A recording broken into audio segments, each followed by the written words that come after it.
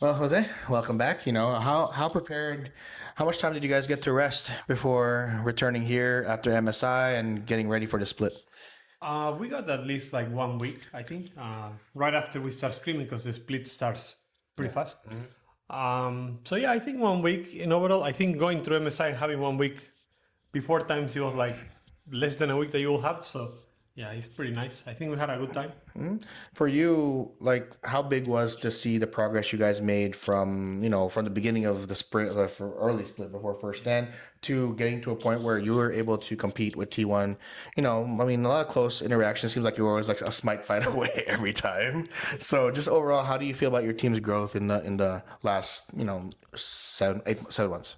Well, I think we improve a lot, obviously. I will say the part we start improving a lot was when we reach playoffs last split, because that's when we start like closing our ideas and we start like doing it more excessively, Like we were like more desperate to make MSI because we would really wanted to make international. And yeah, I think that energy and all the effort that we put in the end was way better. And I think that's what we have been changing recently, that now we're putting all the energy from the start, not like waiting. Yeah. So yeah, I think now we're doing a better job. You think it was just a matter of just like the first split being so short, there wasn't really much time to kind of build on anything positive, and then next thing you know, second split you had more time, and it just kind of builded a little bit.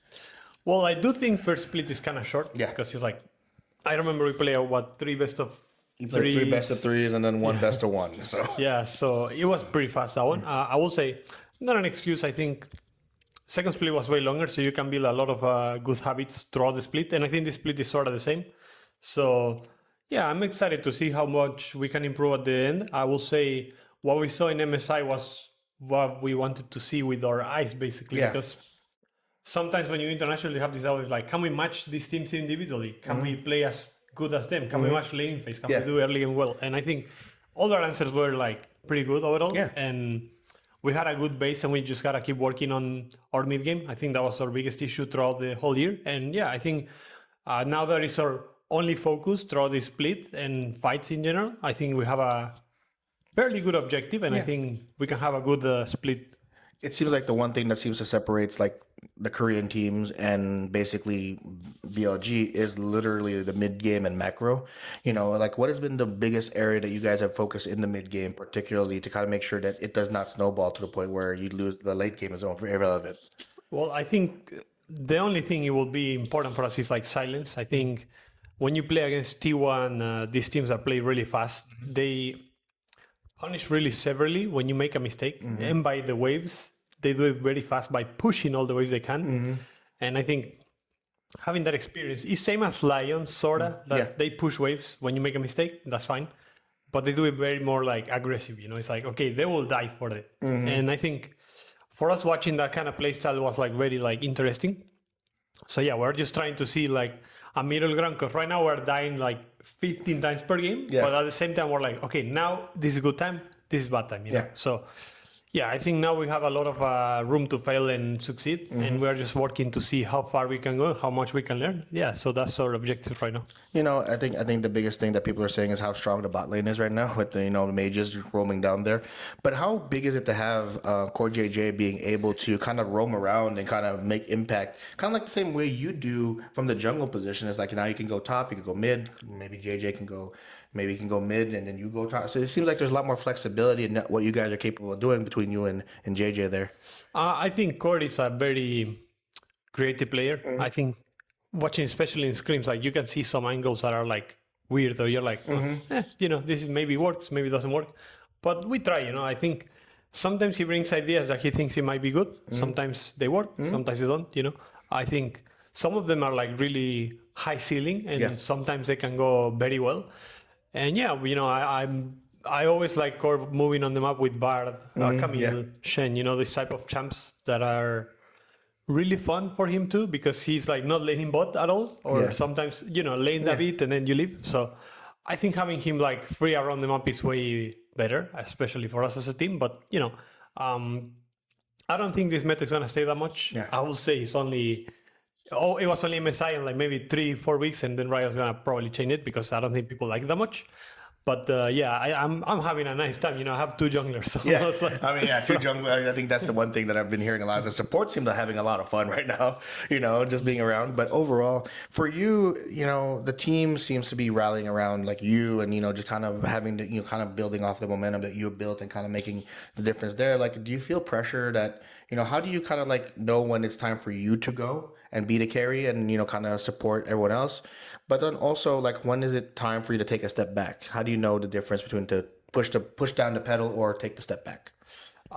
For me, it's kind of like what we build up during the year. I don't feel pressure by playing the games because I feel like I do everything kind of in trainings, and I'm excited to have fun in stage. So there's nothing you cannot lose. When you do your best, and everyone is trying to teach me. A lot of concepts, a lot of plays that we can do. And sometimes in scrims, I also tend to limit this. So I know when I can go in, when I don't want to go in. And especially now, what we also learned during MSI is like, I'm very good at like certain champions. You can see there is a high ceiling. Yes. And there is a bit of a like downside of playing the other ones. So we're trying to like level up all of them to have like higher ceiling as a team. So that's what I'm focusing the most, to be fair. So basically get everyone to Lee Sin level.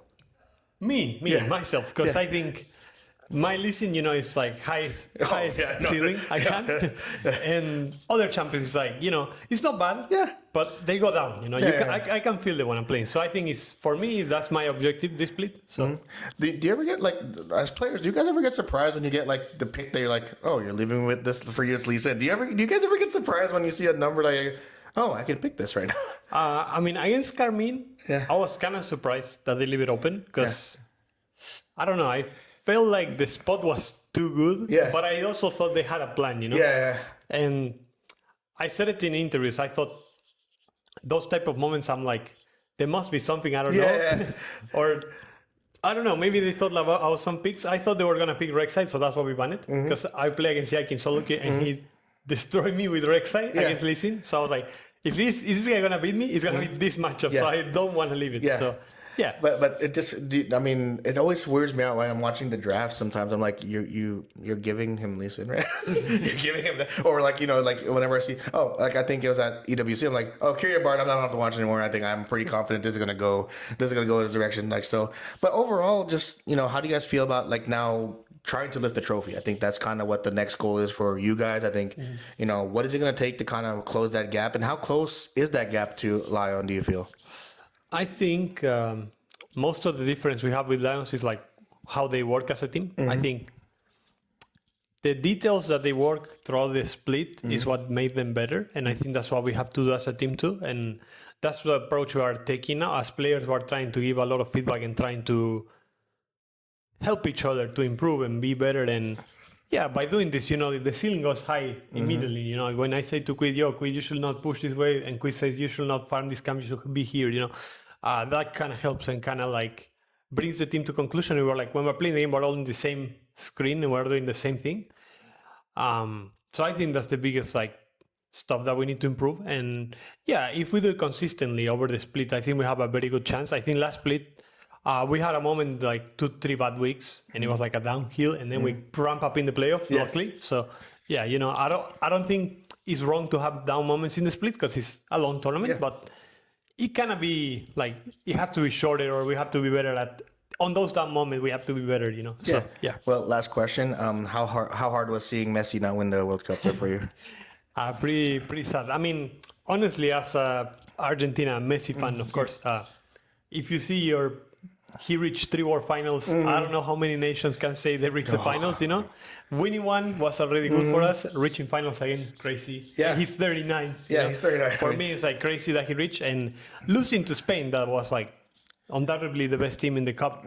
Sometimes you have to accept they were better or stuff, and that's it, And I think reaching finals is a great achievement. So. And you honestly, you made it closer in extra time there too at the end. And even though Argentina didn't have a lot of offense, like didn't possess or anything like that, they still had a chance to equalize the game there. So, well, thank you, Jose. I really love talking with you because you bring insight that I always appreciate, and also like no question, Messi is the GOAT now, right? Of course. All right. Well, thank you, Jose. Thank you for your time. Thank you. And we'll talk soon. All right. No, like I was thinking about all of you guys, like